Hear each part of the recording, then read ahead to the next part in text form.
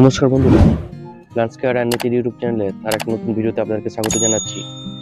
আজকে মূলত ডায়ান্থাস এবং ডালিয়ার যে লাস্ট যে চারাগুলো বসানো ছিল সেগুলো পটিং করে নেবো। কীভাবে যে চারাগুলো আছে যেগুলো পরের বছরের জন্য সংরক্ষণ করা হবে কিছুটা এর মধ্যে থেকে, সেগুলো পটিং করে নেওয়া হবে।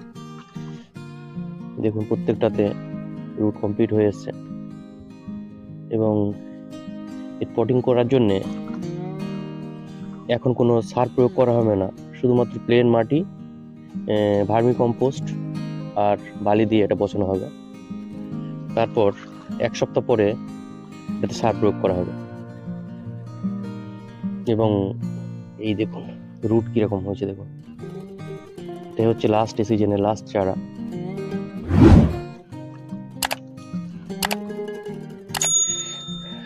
এই দেখুন রুটগুলো কেমন হয়েছে দেখুন। আজকে এগুলো সব কমপ্লিট করে পটিং করে দেওয়া হবে। এই দেখুন গার্ডেন সয়েল হলে 10% বালি আর তার সঙ্গে 20% ভার্মি কম্পোস্ট মিক্স করে এটা সাধারণত করা হবে।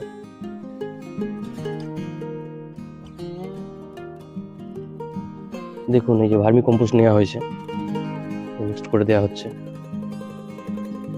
তাহলে এর অনুপাতটা হচ্ছে 70%, 20% ভার্মি কম্পোস্ট আর 10% বালি।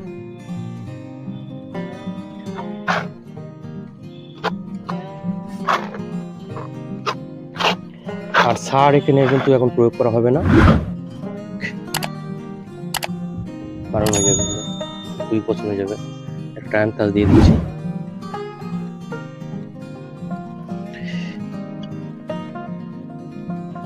হয়ে গেল, কিছুটা গ্যাপ রাখলাম। দেখুন এটাতে পরে আবার 10-26 এবং ভার্মি কম্পোস্টের মিশ্রণটা দেবো। প্লেন গোবর সারও দেওয়া যেতে পারে। আর গাছে এখন সার দেওয়া হচ্ছে না, তার কারণ হচ্ছে গাছগুলোকে একটু স্টেবল হতে দিতে হবে, তারপরে এটাতে সার প্রয়োগ করতে হবে। এখন সার প্রয়োগ করলে গাছ কিন্তু মারা যাবে। এইভাবে দিয়ে দিতে হবে প্রত্যেকটাতে। এগুলোতে এবারে জল দিয়ে দিলেই তাহলে কমপ্লিট হয়ে গেল কাজটা। বন্ধুরা আজকে এ পর্যন্তই।